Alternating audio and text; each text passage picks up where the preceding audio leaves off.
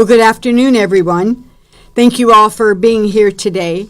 I'm State Senator Ana Caballero, and I represent the Central Valley, the communities of Madera, Merced, and Fresno, and I'm really pleased to be here today.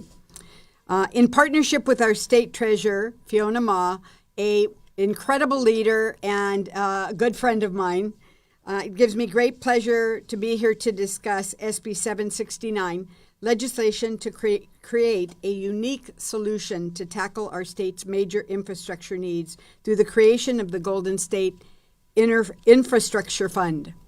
Our roads are crumbling, our water systems are outdated, our housing shortage continues, and as climate impacts accelerate, our grid, our transit, and emergency response systems are all in need of maintenance, expansion, and repair. Right now, our infrastructure financing system is too slow, too fragmented, rigid, and finances are limited. State resources are not designed to support a big, complex, and transformative project, the kinds we need to bring to California's infrastructure up to the 21st century standards. We simply cannot afford to keep using outdated financing tools to fix modern problems that exceed our current financial capacity. Federal partnerships and funding of major infrastructure projects is unpredictable and unlikely to materialize in the foreseeable future. And while private investment is interested in partnering to build out the type of projects we need, there are so many hurdles in place that it makes working with our state government and agencies completely unfeasible. California is preparing to host the Olympic Games, the World Cup, and other world-class events, and infrastructure is desperately needed to move participants and visitors. Even without these world-renowned events, California is a major tourist hub and global economic powerhouse. We need infrastructure that is not only functional, but visionary, that is built to last and built to lead. We need infrastructure that can accommodate ever-expanding role in our state that is playing in the world's economy. That is why we are proposing something as bold. Existing financing tools like iBank, while a great option for smaller scale projects, just can't meet the needs of cross-jurisdictional projects that require major overhauls.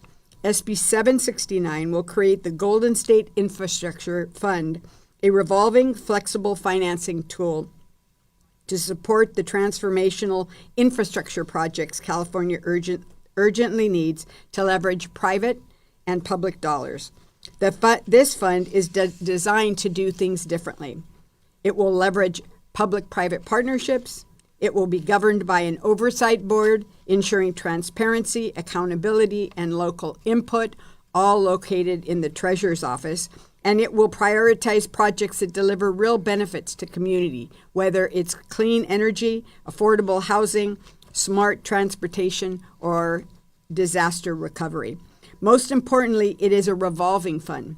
It will reinvest in future projects without raising taxes or creating new fees. This is about building a smarter, more sustainable California, where we move beyond temporary fixes and invest in infrastructure. California leads the nation in technology, climate policy, and innovation, but we lag behind in how we finance and deliver public infrastructure. SB 769 will change that. It creates a path forward that is flexible, equitable, and forward-thinking, one that allows for creativity, private partnership, and real progress. Most importantly, it puts local governments and community needs at the center of the conversation. It creates jobs and opportunities for upward mobility for Californians, and it delivers infrastructure that works for the state of California and for our growing needs. It's time to reimagine what is possible, not only for our cities, but for rural and inland communities who are expanding at faster rates. Infrastructure should not be a barrier to opportunity. It should be a bridge. I want to thank Treasurer Fiona Ma for her vision and partnership on this effort. We are excited to continue conversation with stakeholders across the state who share our commitment to rethinking how California can finance its infrastructure future. Together, we can show the world that California cannot lead just with bold ideas, but with the tools to bring them to life. with me today is the Treasurer Fiona Ma, who would like to say a few words on this exciting endeavor. And I want to thank her again for her creativity and leadership in this area. Thank you. Fiona Ma. Thank you. So I want to thank the senator. We served together in the legislature, and we have worked on many projects that affect our different communities. Most recently was the hospitals and trying to make sure that they stay viable, and now infrastructure. I am the banker. I take in the money, I invest the money, I also issue all the bonds for the state, UC and CSU regions. I also sit on CalPERS and CalSTRS and fund and finance affordable housing, schools, public transportation, roads, garbage and recycling, etc. One of the issues that rose when I first got elected 7 years ago was that there are thousands of housing permits for single-family homes that are ready to be built, but for infrastructure. After the Great Recession, the local governments did not pay for infrastructure, meaning the roads and the cable and all of the other infrastructure that's needed to build a housing, and they put all the burden on the developers. And you can't sell a 750,000 house, perhaps in the Imperial County, because they just don't pencil. So I have been pushing for kind of this infrastructure revolving loan fund, not only for housing, because it is not funded by the iBank, but also for other crucial projects, whether they are the roads or water. These projects are super, super expensive, take a long time to build, but they need that consistent they need some stable funding source. Private investors are coming from all over the world to invest with companies that are doing transformative investments in the private equity space, for example. So they are looking for good projects, and having the state of California back these projects, have skin in the game, be a partner with it, with these developers or investors, that makes a whole world of difference for them to actually invest in these bigger, longer-term projects. So I'm very excited. I thank Senator Caballero and all of our partners here today. We have billions, maybe trillions of infrastructure needs here in the state of California. And so this public-private partnership is going to make a huge difference in starting and getting many of these big projects completed. So thank you, and I'm going to turn it over to the supervisor. Supervisor. Thank you, Treasurer. Thank you. Good afternoon. My name is Gary Bradford, and I am a county supervisor for Yuba County's 4th District, which includes the communities of Arboga, Plumas Lake, and Wheatland. Today I'm here on behalf of the Rural County Representatives of California, an advocacy organization representing 40 of California's rural counties and communities within those counties. RCRC's Board of Directors is comprised of elected county supervisors from each of those counties, and ensures that rural voices are heard and the rural perspective is considered in state and federal policymaking. Rural communities like mine are essential to California's agricultural industry, to our recreation and tourism economies, and provide undeveloped regions where populations of new generations may settle in coming years. And Yuba County is a specifically good example of that.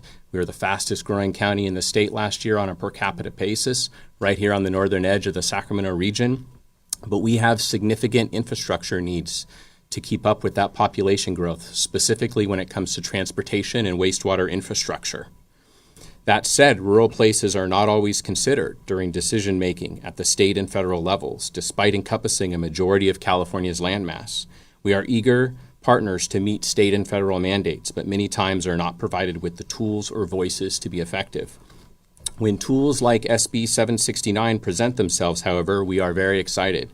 New financing mechanisms allow innovative counties across the state to pool together major infrastructure projects, stack capital, and further local and statewide goals. We view the Golden State Infrastructure Corporation as a new, flexible body of government that can partner with our counties to facilitate needed infrastructure projects throughout the state. While we appreciate existing tools such as iBank, we recognize that there are legal limitations placed upon existing structures that may not be able to realize the largest of infrastructure projects, which may stretch into the tens or hundreds of millions of dollars. Backed by private and public dollars, we see Golden State Infrastructure Corporation as not just one solution, but part of a larger package that is flexible in its own funding and what it can provide funding to. The state and federal government have placed upon local governments heavy burden to ensure housing production, maintaining aging infrastructure, and provide a host of public benefits to diverse communities under an increasingly complex set of regulatory and legislative mandates. SB 769 recognizes this and gives us another tool to better serve our communities while upholding our statutory requirements and public obligations to those communities. I want to thank the Treasurer and the Senator for their work on SB 769 and appreciate the opportunity to be here today and share the rural perspective. And next, I'm going to welcome up Peter Tatashishi, sorry. Peter. Thank you.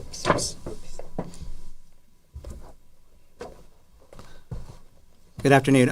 My name is Peter Tatishi. I'm the CEO at AGC of California. AGC of California, for over 100 years, has represented the general contractors, specialty contractors, service suppliers, those who are building the infrastructure of California. We've built the commercial side. We've built the roads, the highways, the bridges, the levees, the water infrastructure, all of the things that provide our quality of life here in California. And so this program, this bill, is so important for the future of California. And we want to thank Senator Caballero and Treasurer Fiona for their leadership in looking at innovative ways in which we can support more infrastructure investment. We have billions of dollars of critical infrastructure in California in which we need to maintain. And we have done, unfortunately, a poor job in making sure that those critical infrastructures are prepared for the next generations of Californians. Nearly 1 million people go to work in construction every single day in California. Their efforts are making sure that the future of California is secure, that future generations can experience the California that we all know and love today. And so these efforts in finding more ways in which we can bring more dollars into California to support critical infrastructure are important for those jobs, for creation of more and sustaining those ways of life. Someone said it earlier, but mobility within wealth generation is grown fastest in construction careers. What we can create are not just middle-class jobs, but jobs that support trajectories of families coming out of poverty. We can do great things when we invest in construction, and this bill 769, is an important first step in our investment in the future of California. So we are pleased to be able to support this bill and to support the Treasurer and the Senator in their efforts to put construction and infrastructure at the forefront. Now it's my great pleasure to introduce Michael Quigley with the California Alliance for Jobs.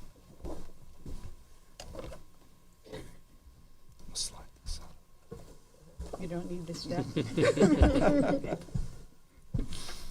Thank you. My name is Michael Quigley. I'm the Executive Director with the California Alliance for Jobs.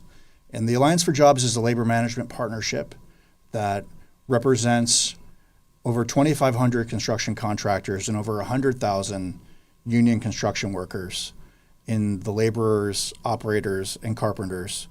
And these are the companies and the workers who build and maintain our state's infrastructure every day. Our mission at the Alliance for Jobs is to go out and support investments in public works infrastructure, things that have the sort of impact both in terms of creating opportunities for social mobility, but also creating the opportunities for the growth of California's future. Some of the big infrastructure projects of the past that we benefit today, things like BART and the State Water Project, they've created generational investments that we stand in the benefit of today. And the two women who are the leaders of this effort with SB 769 have shown leadership on infrastructure issues at every level of government that they have represented. I've known both of them since they were local elected officials and now here stand before you as senior leadership within the California state government. And I think that's one of the things that makes it an honor to stand in support of SB 769 is because it represents a new path forward for infrastructure delivery. The voters have shown that affordability is a top concern for them. Things like tax increases and sales tax measures seem less appealing. Yet the infrastructure needs of the state are not going away. And SB 769 allows a path forward to create innovative financing mechanisms to deliver the infrastructure projects of today and build a brighter future of tomorrow without impacting families' affordability. And that's the sort of leadership we need from Treasurer Ma and Senator Caballero to share that with the rest of the government and the rest of the legislature and the governor's office and explain that we can have a better future and we can support middle-class families and we can do it in an affordable way. And SB 769 is a step in that direction. So thank you very much.